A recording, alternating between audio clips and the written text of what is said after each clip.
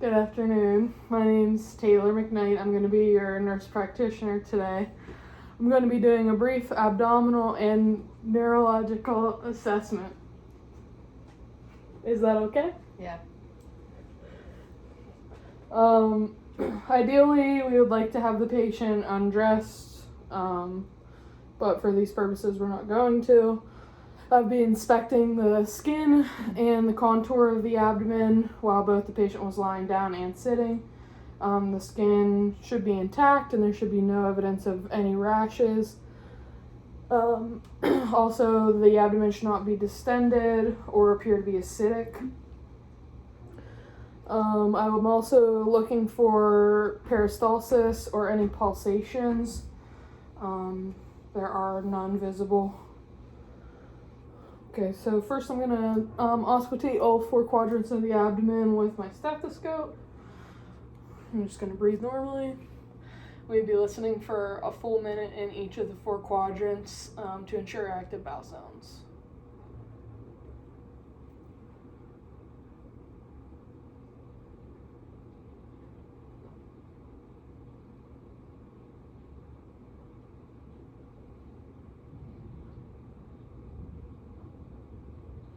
Good.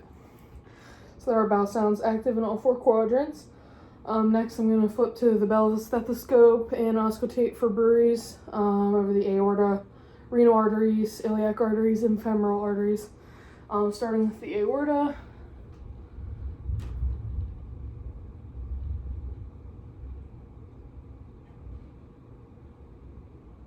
Moving out to renal.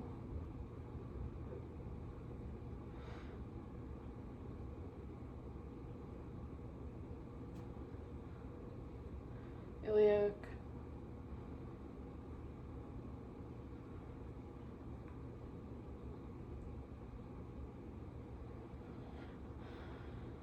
And then femoral, of course, will be farther down. Auscultating for positive bruits or thrills. Next, we're going to percuss and palpate the abdomen. We'll start with just percussing, palpating all 4 quadrants, assessing for tympany.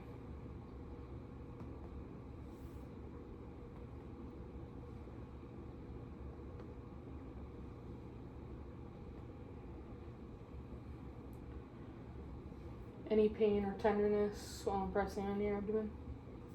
No. She's tympanic in all 4 quadrants, which is good. We're also assessing for peritoneal inflammation. The first couple tests that we're going to do assess for cholecystitis. We're going to start with Murphy's sign. I'm going to apply pressure over the right upper quadrant near where the gallbladder would be located. I'm going to have the patient take a deep breath in and exhale. And as you exhale, is there any pain where I'm pressing? No, so that is negative. A positive response would have been pain as the gallbladder was sitting down onto my fingers. Next would be Roising's sign. This is going to be testing for appendicitis or positive rebound tenderness. So I'm going to apply pressure on this left lower quadrant, and as I release, is there any pain? No. So a positive test would have indicated pain in the right lower quadrant. Psoas sign. Next, I'm going to apply some pressure on your thigh here. I'm going to have you try and lift your leg straight up against my force. Good. Is there any pain in your abdomen when you're doing that? No. So sign's also negative. A positive test would have been elicited by lower quadrant pain. Obturator sign. Can I have you lay on your left side?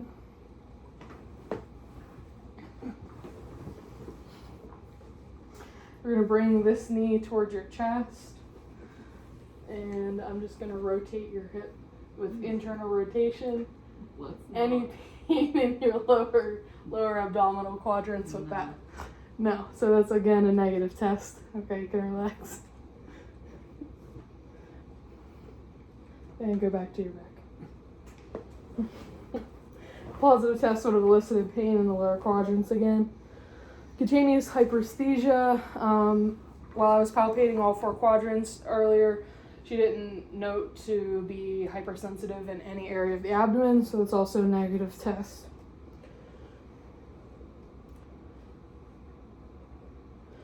Okay, next we're going to palpate and percuss the liver. So this is going to be in the right midclavicular line. We're going to start with percussion. I'm going to move up cranially to try and determine the lower border of the liver.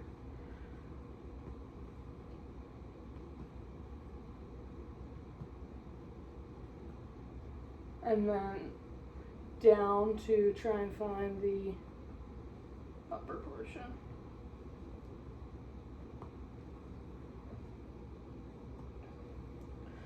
So the distance between those two should be anywhere between 8 to 12 centimeters. If it was larger than that, it could indicate hepatomegaly.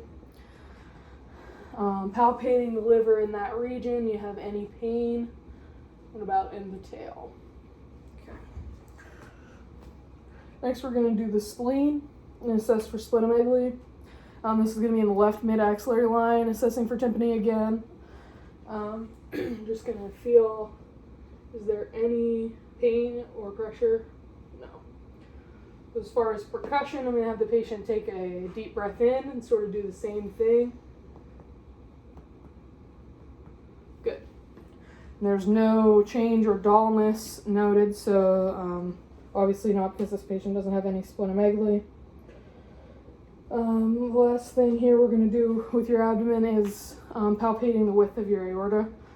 This isn't going to be very comfortable. I'm going to try and make it as easy as possible, but I would compress roughly 3 to 4 centimeters, trying to feel for the pulsation of the aorta.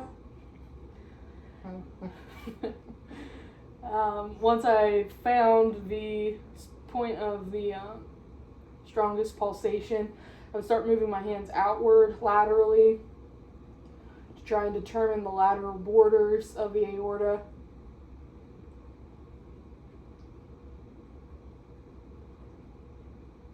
And that span should be roughly 3 to 4 centimeters. Okay, we're going to do your kidneys next. I need you to sit up and turn that way a little bit. That's good. Okay, so we're just going to palpate and percuss for the kidneys here and assess for CVA tenderness. So we're going to come down to like her last rib near the 12th spinous process, and the ribs and the kidneys should be seated in here, right slightly lower than left. Any pain as I'm pressing? No. So as far as CVA tenderness,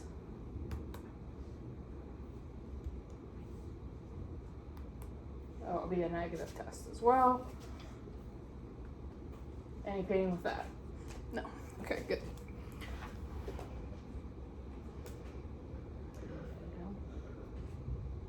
Now just sit up and face out. Next, we're going to be testing some components of the nervous system. First, we're going to assess mental status. So, do you know where you are? Yeah. Where are we? The doctor's office. What's the year? 2020. What's the month? July. What's your first and last name? Jane Doe. Next, we're going to assess the cranial nerves 1 through 12. The first cranial nerve is olfactory, which is the sense of smell. So if you close your eyes and just identify what you smell. Mint. Mint, that's correct. That was a piece of mint gum. We're going to assess cranial nerves 2, 3, 4, and 6 sort of simultaneously. 2 being optic, 3, 4, and 6 oculomotor, trochlear, and abducens. I would start with the Snellen chart, which we don't have available. I would also check For pupils, if they are equal, round, reactive to light, and accommodate. Eye shining, dimming the lights, shining a flashlight into her eye, make sure they accommodate. We're going to also check the 4 cardinal fields of gaze. So, can you just look straight at my finger? And just follow my finger. Don't move your head. Good. I am also looking, there's no ptosis of the face, no extraocular movements or nystagmus noted. When assessing cranial nerve number 5, trigeminal, I would use the pinprick, which would be sharp versus soft. So close your eyes.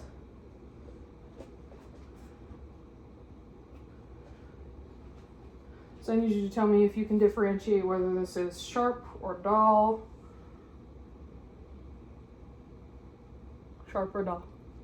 Dull. Oh, sharp. I don't have anything sharp. Oh, Does this feel the same or no, different? different. The right side was sharp. Ow. Sharp. Are you writing on me? No. The right side was sharp. Close your eyes. Does it feel the same or different? Same.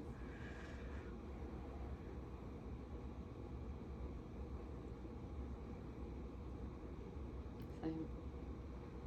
Okay, good.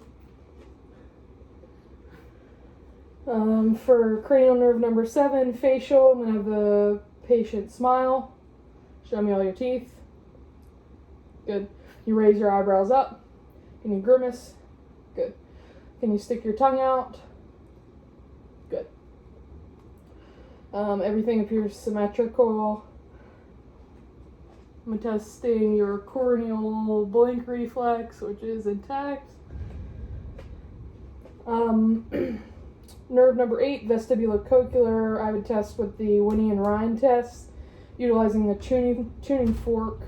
Winnie obviously would be in the top, and then the Ryan would be on the bilateral mastoid processes.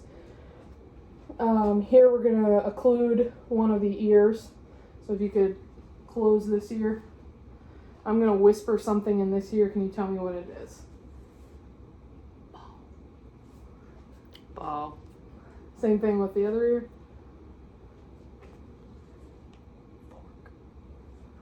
Fork. Good. Also, part of this is going to be testing balance. So if you could stand up. It's good. Close your eyes. Crotches in the floor. The patient's just going to stand still without falling or moving. Can you stick your palm straight out in front of you?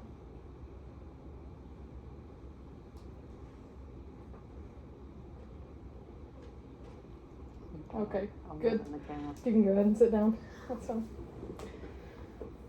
So the 9th would be 9th and 10th, glossopharyngeal and vagus.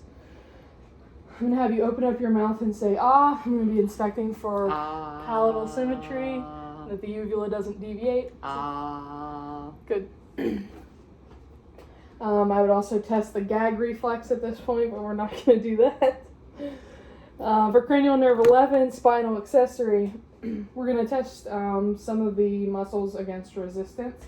So I'm going to put both of my hands down here, and you're going to try and raise using the trapezius muscle. Good. And then if I could have you look to your right, testing sternocleidomastoid. I'm going to have you try and turn your head back to the left. Good. And try and turn your back to the right. Your crumb hands. Good. Okay. And same thing on this side. Try and turn your head to the right. Good. And try and turn your head to the left. Good. 12 or hypoglossal, sort of like we did earlier, inspecting symmetry of the tongue and deviation.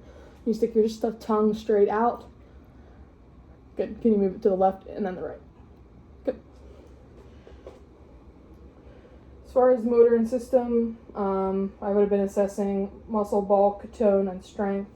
So some of the things we're going to do for strength, and you grab hold of my 2 fingers, good, and squeeze, good, symmetrical.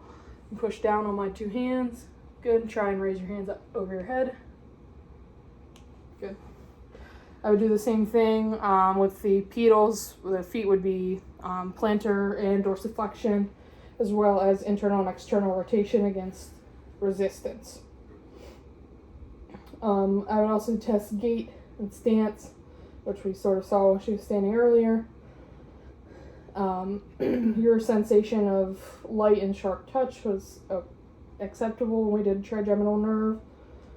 Next, I would assess the deep tendon reflexes, which I don't have a reflex hammer, but to assess the biceps, we apply pressure here, striking the hammer, looking for contraction in each of the biceps. For triceps, while the patient would relax their arm, striking the tricep region back here should elicit response. You can also do the same thing if you had them relax their arm out this way, struck from this posterior aspect.